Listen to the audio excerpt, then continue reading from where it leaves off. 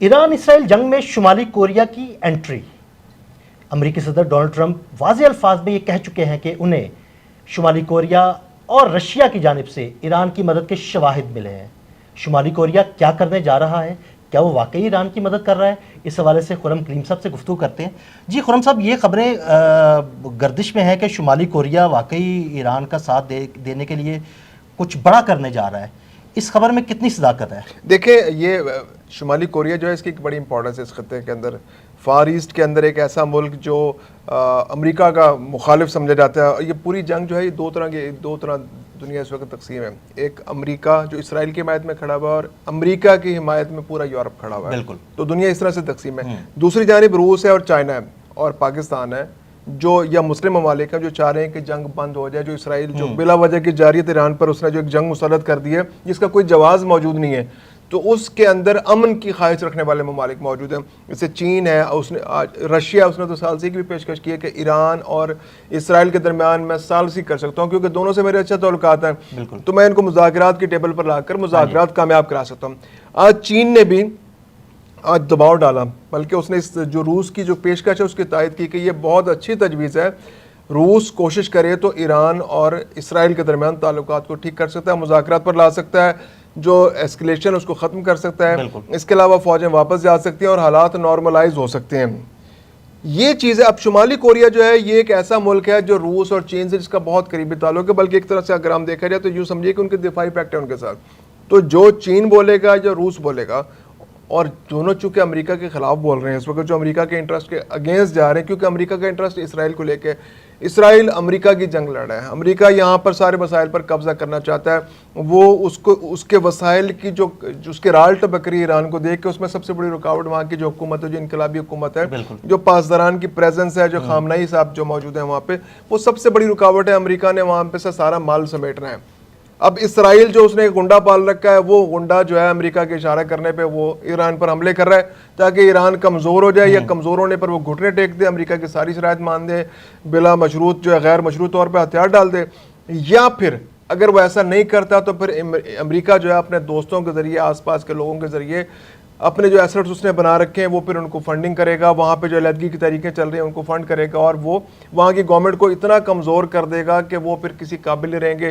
फिर आने वाले दिनों में वहाँ पे इलेक्शंस होंगे, और जो खाना जंगी की सूरत पैदा कर दी जाएगी, जो अफ्रीका में होता रहा, और बहुत या तो खाना जंगी करा देगा, या फिर उस गवर्नमेंट को इतना कमज़ोर करा देगा कि उसको इलेक्शंस कराने पड़ जाएंगे। और इलेक्शन जब इस तरह के हालात में होते हैं तो इलेक्शन फिर आमतौर पर वो लोग हुकूमतें हार जाती हैं, तो फिर नई हुकूमत आएगी, फिर अमेरिका उससे अपने मुतालबात मनवाएगा, और फिर उस पर उसका एहसान भी होगा कि देखो हमने तुम्हें हुकूमत दिलवाई। क्योंकि वहाँ पे पोटेंशली ऐसी बहुत सी तरीके मौजूद हैं जो ईरान में नई गवर्नमेंट ला सकते हैं, या ईरान के अंदर सोच को तब्दील कर सकती हैं। शाह ईरान का पुराना ख़ानदान मौजूद है, फिर वो जो मुजाहिदीन खल्क वाले मौजूद है, फिर सीस्तान वाले वहाँ पे एक तरीके मौजूद हैं, इसके अलावा कुर्दों के तरीके मौजूद हैं। इसके अलावा भी बहुत सारे लोग हैं। तेहरान की सोच अलग रही है, वो लिबरल सोच है, वो नहीं पसंद करते कि जो इस्लामिस्ट पूरे ईरान पर उनका कंट्रोल हो। तो ऐसी सोच मौजूद है। लोग ज़हनी तौर पे मुमकिन है कि 45 साल से लोगों की सोच में तब्दीली भी आई हो, लोग थक गए हों, कहने यार कुछ थोड़ा सा माहौल डिफरेंट होना चाहिए। तो सारी पॉसिबिलिटीज़ मौजूद हैं। ऐसे में अमेरिका, दूसरी जानब ये लोग हैं, अब शुमाली कोरिया वाले हैं या चाइना वाले हैं, अब ये नहीं चाहते कि जो सारा जो वहाँ पे जिस तरह से वसाइल पर कब्जा करे, और फिर क्या बात क्या अमेरिका ने आज यहाँ कब्जा किया तो कल किसी और मुल्क की तरफ रुख कर ले। तो इनके बड़े बिटर एक्सपीरियंस है, कोरिया का बड़ा बिटर एक्सपीरियंस है अमेरिका के हवाले से। आप ठीक कह रहे हैं, लेकिन इस सारी सूरत हाल में जो सिनेरियो बन रहा है, शुमाली कोरिया और ईरान में काफ़ी फासला है। क्या शुमाली कोरिया किसी तरह ईरान की मदद कर सकता है? क्या वहाँ तक किसी किस्म का कोई असलहा, मिसाइल या मिलिट्री कुव्वत पहुँचाई जा सकती है? देखिए, अगर इसमें चीन अपना अमल दखल हो, चीन का हो, क्योंकि चीन समंदर चीन के पास से गुजरता है सारे का सारा ना, ये तो चीन है या इंडिया, उसके पास से गुजर के ईरान आपने जाना है।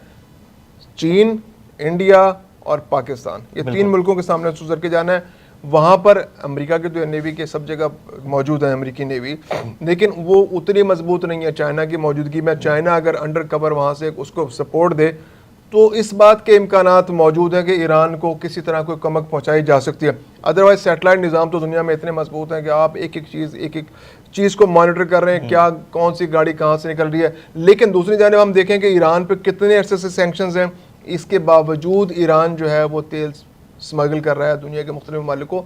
स्मगल कह लें उसको, यानी अपनी मर्जी से वो तेल खुले समंदर में जाके दूसरे जहाज़ों तक मुंतकिल कर देता है या कुछ मुल्कों तक पहुँचा देता है। तो इस बात के इम्कान तो मौजूद है। चाइना, जब ईरान तेल दुनिया को दे सकता है तो फिर वो असला भी ले सकता है। अच्छा, शुमाली कोरिया जो है वो मिसाइल टेक्नोलॉजी में काफ़ी आगे जा चुका है। इसके अलावा फिर वो न्यूक्लियर पावर भी है एक तरह से। तो उसका ईरान को इस वक्त जो है ना मिसाइल टेक्नोलॉजी की बहुत शदीद जरूरत है, क्योंकि इसराइल से बदू जंग तो लड़ नहीं रहा। बिल्कुल। उसका हमला करने का एक ही पॉसिबिलिटी है इसराइल पर हमला करने की, कि वो जब भी जवाब देगा तो मिसाइल के जरिए जवाब देगा। तो पाकिस्तान तो जाहिर सी बात है, क्योंकि पाकिस्तान तो अपने पोजीशन क्लियर कर चुका है कि हम असला नहीं देंगे, हम इस जंग में शामिल नहीं होना चाहते। हम ना मिसाइल देंगे ना कोई और टेक्नोलॉजी ईरान को देने की या कोई सिस्टम देने के लिए हमारा कोई इरादा नहीं है। लेकिन हम पॉलिटिकल फ्रंट पे और इखलाकी तौर पे ईरान की मदद करते रहेंगे, दुनिया को कन्विंस करते रहेंगे, सफारती सतह पर कोशिश करते रहेंगे कि ये जंग रुक जाए। शुमाली कोरिया की ये पोजीशन है, चाइना की ये पोजीशन है कि वो फार ईस्ट के रास्ते, बहर हिंद के रास्ते जो है वो ईरान की मदद कर सकते हैं। न्यूक्लियर तो जाहिर सी बात है नहीं देंगे, वो फराम करेंगे, इससे तो बहुत ज़्यादा तबाही फैल सकती है। लेकिन मिसाइल टेक्नोलॉजी के हवाले से या मिसाइल के, अब देखें ना मिसाइल बन रहे हैं ईरान के अंदर, ईरान को मिसाइल बनाने, ईरान की इंडिजिनस है, मुमकिन है उसने कहीं ना कहीं असिस्टेंस ली हो, उसके अंदर कुछ सपोर्ट ली होगी। उसको पुर्जों की ज़रूरत है, उसको इंजन्स की ज़रूरत है, उसको और भी मुख्तलिफ इक्विपमेंट्स की ज़रूरत है। तो शुमाली कोरिया जो इंडिजिनसली वहाँ पे काम कर रहा है, उसकी मिसाइल टेक्नोलॉजी काफ़ी अच्छी है, तो वो ज़रूर ईरान को इसमें मदद कर सकता है। टेक्निकल असिस्टेंस दे सकता है, खाम माल दे सकता है, इंजन्स दे सकता है और पुर्जे दे सकता है। फ्यूल तो ईरान के पास फ्यूल की कमी तो नहीं है, तो ये मदद शुमाली कोरिया से उसको मिल सकती है और चीन से भी डेफिनेटली मिल सकती है। चीन बहुत ही बड़ा मुल्क है इस खत्ते के अंदर। चीन बज़ाहिर खुद डायरेक्टली इन्वॉल्व नहीं होगा, लेकिन चीन अगर शुमाली कोरिया से गएगा तो शुमाली कोरिया उसकी मदद कर सकता है। खुरम साहब, अगर समंदर के रास्ते शुमाली कोरिया से किसी भी किस्म का दिफाई साजो-सामान ईरान तक पहुंचाया जाता है तो दरमियान में बहर हिंद है, और बहर हिंद वहाँ पर एक चौकीदार इसराइल का बैठा हुआ है भारत, तो क्या ये सब मुमकिन हो पाएगा? देखिए, अगर चीन की अगर मदद हासिल है ना, तो फिर तो इम्कानात बन सकते हैं कि चीन अगर उसको कवर दे शुमाली कोरिया को, या फिर कोई ऐसे, देखें ना अब ईरान भी जो तेल सप्लाई कर रहा था दूसरे मुल्कों को, वो कार्गो शिप्स के जरिए कर रहा था, वो तेल के शिप्स नहीं थे। सही। तो वो समझे कि आधा कार्गो होता था, ऊपर नीचे तेल होता था, तेल के टैंक होते थे, नीचे तेल के टैंक होते थे। तो कोई ऐसी सूरत बनानी पड़ेगी कि ऊपर कोई कंटेनर रखे होंगे, नीचे मिसाइल रखे हों, तो कुछ इस तरह की सूरत बनाई जा सकती है। और बहुत सारी ऐसी कार्गो कंपनीज हैं जो पूरी इस खत्ते के अंदर ऑपरेट करते हैं, जिन पे इन्फ्लुएंस होगा, चाइना का भी होगा, शुमाली कोरिया। अब देखें ना, शुमाली कोरिया ने जो मिसाइल टेक्नोलॉजी या न्यूक्लियर टेक्नोलॉजी ली है, तो वो भी तो खुल के तो नहीं आई ना, वो भी कहीं ना कहीं ऐसे हो सकते हैं। फिर इसके अलावा दुनिया में स्मगलिंग के बहुत बड़े बड़े नेटवर्क्स होते हैं। जैसे देखें, हमारे पास अगर इंडिया ने अगर कहीं से टेक्नोलॉजी ली है, तो वो भी उसने कोई ख़रीदी तो नहीं है ना कहीं से, उन्होंने भी कहीं से कोई पुर्जा उठाया, तो कहीं से कोई पुर्जा उठाया, तो कहीं से कोई पुर्जा। तो जो इंटरनेशनल स्मगलिंग नेटवर्क्स होते हैं, अब देखें ना, ड्रग माफिया का एक पूरा निज़ाम है। बिल्कुल। अब वो ड्रग माफिया जब कहीं ऑपरेट करती है तो वो किसी से इजाज़त लेकर तो नहीं आते ना, वो तो वो अपना सामान कहीं भी पहुंचा देते हैं ना। बिल्कुल। तो इसी तरह जो वेपन्स की स्मगलिंग करने वाला, वो भी दुनिया में नेटवर्क्स मौजूद हैं, तो वो भी अपने तय काम करते हैं। जिस तरह से जहां मसला पहुंचाना चाहते हैं वो पहुंचा लेते हैं गैर कानूनी। अब अफ्रीका के अंदर जो असले मौजूद हैं, या अफगानिस्तान के अंदर मसले मौजूद हैं, असला मौजूद है, तो कहीं ना हमारे टीटीपी के पास असला मौजूद है, पता नहीं कौन कौन सी दुनिया की ब्रांड्स उनके पास पड़े हैं असले के। तो असला तो सब जगह पहुंच जाता है। तो शुमाली कोरिया से ईरान असला पहुंचना भी को बहुत बईद नहीं है, सब पॉसिबिलिटी है।